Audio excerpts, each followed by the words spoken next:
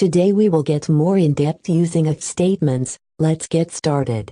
First of all, we have and or operators that we can use to add more conditional comparison to our statements. And's logic says return true if both condition 1 and condition 2 holds true. Or's logic says return true if either condition 1 or condition 2 holds true. Then we have equal signs to that returns true if we are comparing two values are the same. Also we have not equal operator which will return true if the two values are not the same. And last operator we have error will return true if the second value is equal to the first value or just part of it. Now let's show some code to read and execute. Here is my if.sh script, open it up. And as we can see we have set two variables, the first named var1 and its value is Amanda. The second variable named var2 and its value is Elliot. In Bash we have two ways to get input from users. The first one is command line variables. Most times command line variables is more fast and more flexible to use.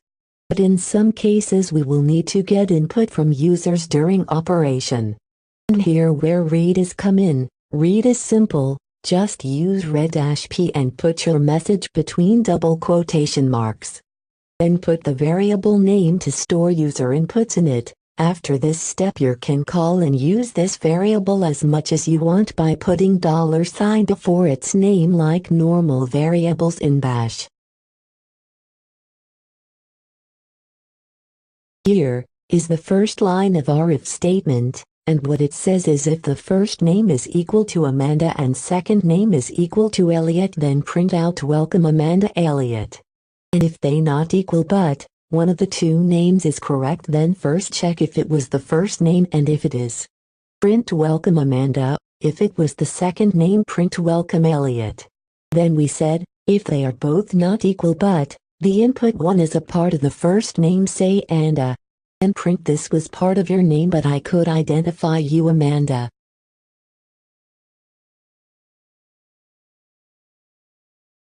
And if both first and second names are not correct, print sorry both first and second names are not correct. Now, back to our terminal and let's run this script. First I will type Amanda and Elliot as first and second names, and here we got message says welcome. Run it again but with Amanda as first name and anything else as second name. As we can see it says welcome Amanda. Run it again but this time with the second name as Elliot and first name as anything. Here is our welcome Elliot message. Run it again with Anda as first name and anything except Elliot as second name. And yay, we could get identify you Amanda message. Run the script again but this time with both first and second wrong names. And it says sorry both are not correct. Hope you understand it, and that was everything for this tutorial.